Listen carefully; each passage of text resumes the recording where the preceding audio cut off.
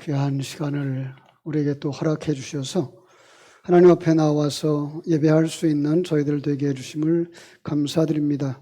주의 크고 놀라우신 은혜가 오늘 사모하는 우리 모두에게 충만하기를 간절히 소원하며 예수님의 이름으로 기도하옵나이다. 아멘. 할렐루야. 레위기 10장은 분위기가 참 무거운 그런 내용이죠. 그죠? 아론이 그 네 아들이 있었는데 네 아들 중에 두 아들이 그죠? 여호와의 명령을 순종하지 아니하고 오히려 다른 불로 분향을 들여서 그들이 그 하나님의 진노하심을 덧입고 그 앞에서 죽음을 당하고 말았습니다. 오늘 이 이야기를 가지고서 이 속에서 우리는 어떤 제목을 가지고 말씀을 나누자 그랬어요? 여호와를 경외함으로 예배하라. 여호와를 경외함으로 예배하라. 그렇죠? 참 이 두 아들 나답과 아비후는요 어떤 사람이었을까요? 나답과 아비후는 어떤 사람이었을까요? 출애굽기 24장 1절을 보면 모세와 함께 있었어요. 모세와 시내산에 같이 올라갔고요. 그죠? 그러니까 제사장의 반열에 서 있던 사람이었어요. 그런데 그들이 여호와의 불로 분향하지 않고 임의대로 분향했을 때 이건 분명히 하나님의 뜻을 위반하는 일이었죠.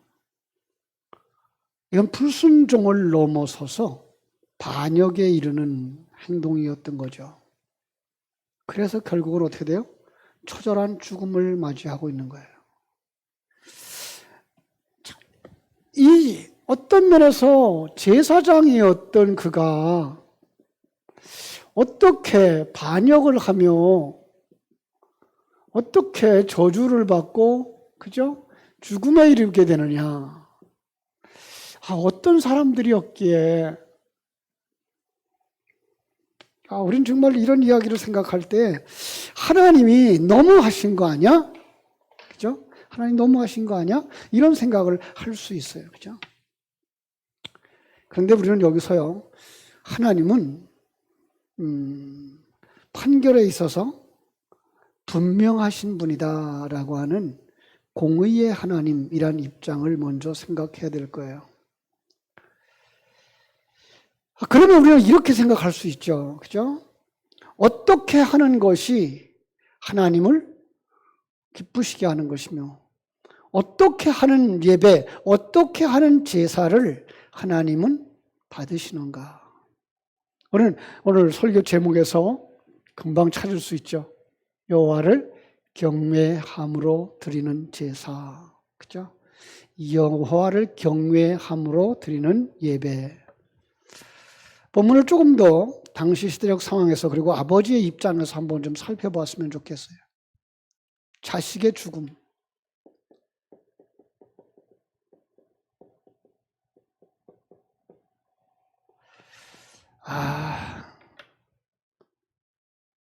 아버지가 제사 성막에 딱 들어갔더니 그 번제단 앞에서 그죠? 죽어 있는 그 아들의 시체를 보았을 때 아론은 어땠을까요? 하나님을 향하는 원망이 먼저 나오지 않았을까요? 하나님 어떻게 그럴 수가 있어요? 그는 정말 시내산에까지 같이 올라갔던 제사장이었잖아요. 지금까지 몸된 교회를 성막을 잘 받들어 섬기면서 백성들과 함께 예배했던 제사했던 사람이잖아요. 그런데 어떻게 인간적인 생각이죠. 그렇죠? 그런데 여기서 우리는 제3자적인 입장에서 한 번쯤 생각해 볼 필요가 있는 거죠. 예. 하나님의 관점에서.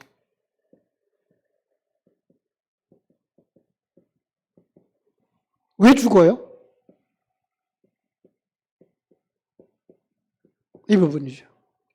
하나님의 관점에서 왜 죽어요? 하나님의 모든 법과 규칙에 있어서 하나님의 사역을 감당하는 사람의 입장에서 세상 사람들의 가치관이나 인정에 끌려준 판단이 아니라 하나님의 관점에서 볼 수 있어야 된다는 거죠. 그죠? 아니, 하나님이 아론에게, 우리에게 하나님의 관점에서 자신의 위치, 아들의 죽음을 바라보게 하는 것을 우리는 바라볼 수 있어야 돼요. 10장 3절에 보면 이 상황에서 모세가 말하죠. 모세가 이르되 이는 여호와의 말씀이라 이르기를 나는 나를 가까이 하는 자 중에 내가 거룩하다 함을 얻겠고 온 백성 앞에 내가 영광을 얻으리라 하셨느니라. 자, 지금 제사장, 여기에 지금 죽은 자도 제사장이에요? 아론도 제사장이에요? 조금 더 오늘 우리 가까이에 와서 볼까요? 여러분 누굴까요? 여러분 제사장인 거 맞나요? 우리가 제사장이에요. 성경을 그렇게 얘기하고 있어요. 왕 같은 제사장들이에요. 자, 그러면 제사장은 어떻게 해야 되죠? 제사장의 사명이 있어요.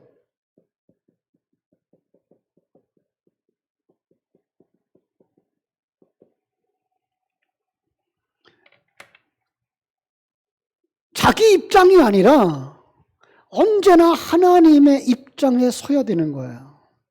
하나님의 기름 부음 받은 제사장, 그건 정말 엄숙하고 두려운 일이죠. 그가 찾아야 되는 것은 뭐예요?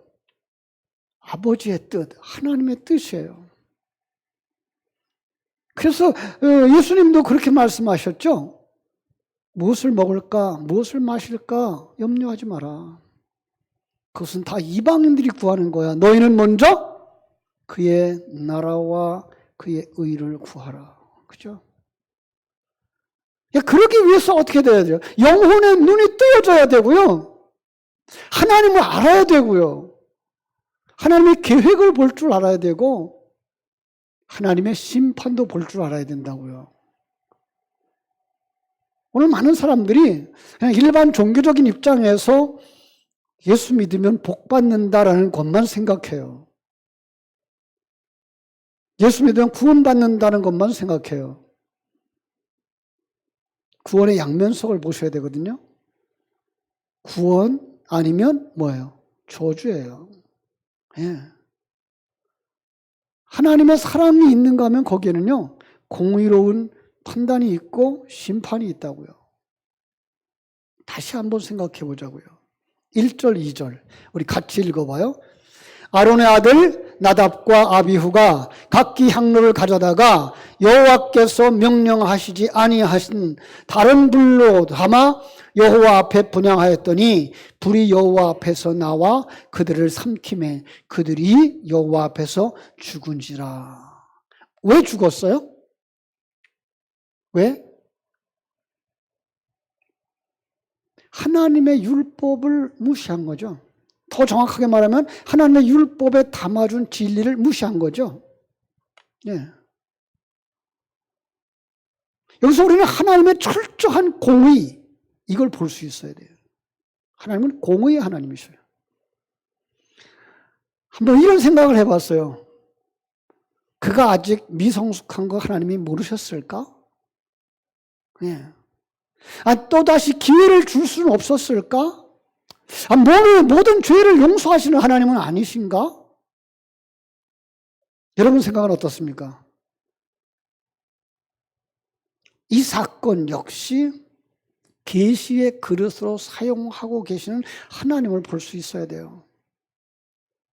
여러분, 누가복음 12장 10절을 기억하십니까? 누가복음 12장 10절 뭐라고 되어 있는가 하면요, 누구든지 말로 인자를 거역하면 사하심을 받으려니와 성령을 모독하는 자는 사하심을 받지 못하리라. 예. 그러니까 아주 쉬운 얘기로 우리 모든 죄를 용서받을 수 있다는 거예요. 살인까지도, 그죠? 거짓말한 거, 도적질한 거, 그걸 넘어서서, 예. 어떤 죄든지 회개하면 사심을 받아요. 그런데 사심을 받지 못하는 죄가 있어요. 그게 뭐예요? 성령을 회박하는 죄, 성령을 모독하는 죄, 사심을 받지 못하는 거예요. 그렇다면 나답과 아비후는 어떤 죄를 범했다는 거예요? 성령을 회방하는 죄. 그럼 성령을 회방하는 죄가 뭘까요? 하늘 생명을 가지지 못한 사람들의 모든 행위.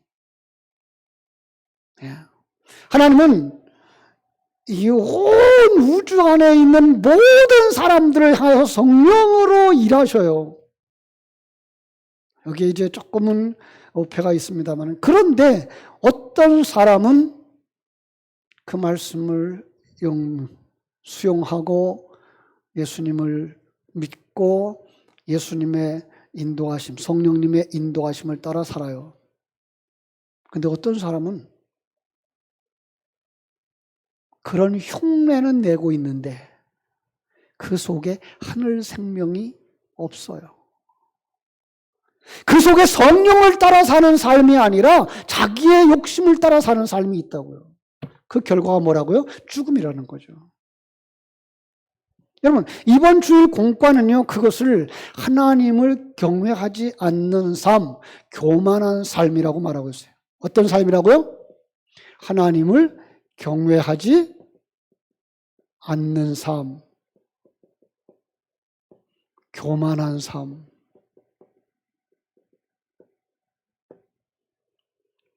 예. 전도서 기자가 전도서 12장 13절에 이렇게 말씀합니다. 일의 결국을 다 들었으니 하나님을 경외하고 그의 명령을 지킬지어다. 이것이 모든 사람의 본분이라. 뭐라고요? 하나님을 경외하고. 자, 하나님이 두렵고 떨림으로 섬기라는 말인데요. 어떤 사람만 그렇게 할 수 있다고요? 하늘 생명을 가진 사람이, 하나님의 관점을 가진 사람이 그렇게 할 수 있어요. 그죠? 그러지 못했어요. 그래서 뭘 했어요? 죽었어요. 자, 또 다른 관점에서 한번 보자고요. 하나님이 자신의 거룩함을 어떻게 누구를 통해서 나타내시는가 하는 거예요. 3절 같이 읽어요. 시작.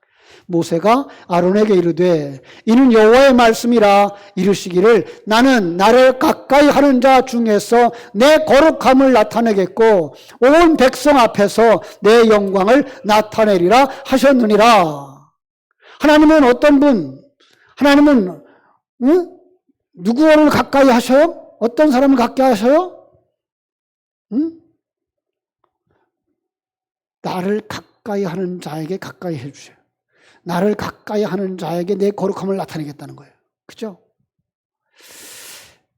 조금 더 한 걸음 더 나가서요.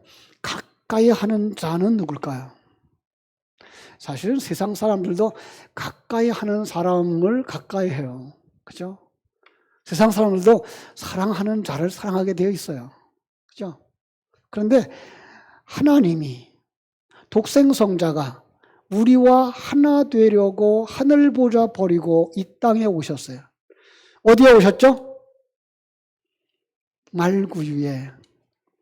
아니 거기가 뭐예요? 양의 우리였을 것 같아요. 그러면 양의 구유에. 그죠? 거기에 뭐가 가까이 하죠? 그 구유에는 양이 가까이 하는 곳이에요. 양이 왜 양의 구유에 가까이 할까요? 먹이 먹으려고. 예. 여기서 힌트를 얻을 수 있습니다. 주님은 우리에게 먹히시려고 이 땅에 오셨다는 거예요. 먹히시려고. 여러분은 그래서 예수님의 살과 피를 먹는 사람들이죠. 그죠? 예. 만나러 오신 거예요. 더 놀라운 비밀을 하나 전해드릴게요. 묵상해 보세요. 창세기 3장 15절로 가요. 창세기 3장 15절 뭐라고 되어 있죠? 내가 너와 너로 여자와 원수가 되게 하고 내 후손도 여자의 후손과 원수가 되게 하리니 여자의 후손은 네 머리를 상하게 할 것이요 너는 그의 발꿈치를 상하게 할 것이니라 하시고, 어떤 그림이 그려지죠? 내게 뭐가 있어요? 원수가 있어요. 그죠? 내 후손도 원수가 있어요. 그게 뱀의 후손이에요. 근데 뱀이 여자의 후손, 그죠? 사단이죠. 그죠? 사단의 머리를 상하게 한대요. 여러분, 머리를 상하면, 우리 농사하는 사람들은 밭에서 뱀을 보면 어떻게 해요? 연장으로 머리를 깨죠. 그러면 살아요, 죽어요? 죽었어요. 그런데 더 놀라운 것은 그 뱀이 여자의 후손, 예수님의 발꿈치를 상하게 한대요. 죽은 뱀이 어떻게 상하게 해요? 저는 그 죽은 뱀의 입을 벌리고 거기다 발꿈치를 밀어 넣는 예수님을 보게 됐어요. 그러면 그 뱀이 살아난대요. 뭘로 살아날까요? 작은 예수로 살아나는 거예요. 너무 비약적인가요? 이걸 비약적이지 않은 걸 제가 하나 더 가르쳐 드릴게요. 누가복음 10장 13절. 누가복음 10장 13절에 가보면요, 갈지어다 내가 너희를 보냄이 어린 양을 이리 가운데로 보냄과 같도다. 우리 주님은 우리의 목자이시죠. 목자이신 주님이 양 같은 우리를 어디로 보냅니까? 이리 가운데로. 왜? 주님이 먹이로 오신 것처럼 우리를 뭐라고요? 저들의 먹이가 되어라요. 예, 여기서 나는 이전에 어떤 존재였죠? 나도 이리와 같은 존재였어요. 나도 죽었던 자였다고요. 그런데 예수님이 우리 속에 생명을 가지고 오신 거예요. 그래서 우리가 작은 예수가 된 거예요. 또 다른 표현을 하면 우리가 양이 된 거예요. 그럼 이렇게 말하고 있는 거예요. 너 양이지? 이리에게 가서 잡아먹혀. 그러면 그 이리가 양이 될 거야. 그럼 이게 우리들의 사명인 거예요. 이게 우리 주님이 하셨던 일이고 이걸 우리에게 하라고 말씀하시는 거예요. 그러니까 가까이 하면 하나 되는 거죠. 주님을 먹고 양이 된 자들이죠. 갈라디아서 2장 20절 그대로 아니에요. 그렇죠? 그러면 어떻게 산다? 하나님 앞에서 하나님의 생명을 가지고 하나님의 뜻을 행하며 작은 예수로 산다. 양으로 산다. 이거예요. 그 모습을 또 다른 그림으로 말하면 뭐예요? 그것이 바로 순종이에요. 그렇습니다. 여호수아서 22장 5절은 말하죠. 오직 여호와의 종 모세가 너에게 명령한 명령과 율법을 반드시 행하여 너희의 하나님 여호와를 사랑하고 그의 모든 길로 행하며 그 계명을 지켜 그에게 친근히 하고 너의 마음을 다하며 성품을 다하여 그를 섬길지니라. 그러면 어떻게 돼요? 그러면 사는 거예요. 그렇죠? 자, 그러면 다시 한번 생각합시다. 나답과 아비후의 죽음은 무엇입니까? 그가 제사장의 아들이었음에도 불구하고 이제까지 제사장의 시중을 들었다고 할지라도 그는 하늘 생명을 가지지 못한 자예요. 죽는 거예요. 누가 생각나죠? 가룟 유다.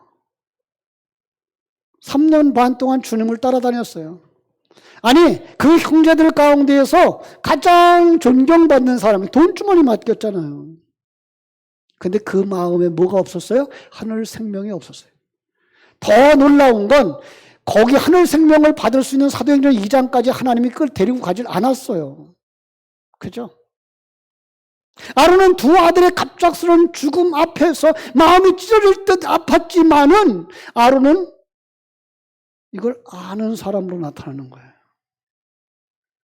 그래서 개인적인 감정에 치우치지 않고 하나님의 공의로우신 행위를 인정했던 거예요. 그래서 권하는 거예요. 9절. 뭐라고 권해요?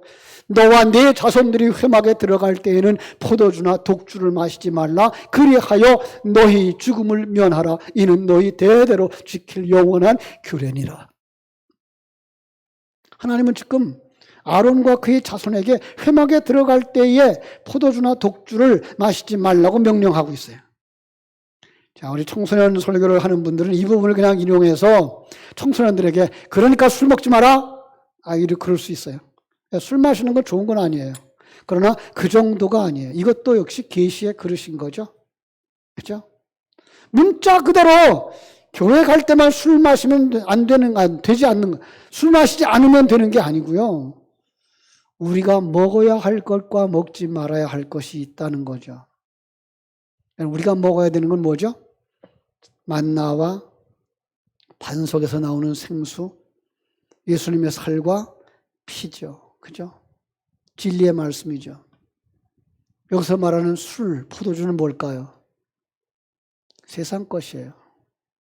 나를 위해서, 나의 흥겨움을 위해서 찾아가는 것들이죠. 그것 가지고서는, 세상 것 가지고서는 하나님을 기쁘시게 하는 사람이 될 수 없다.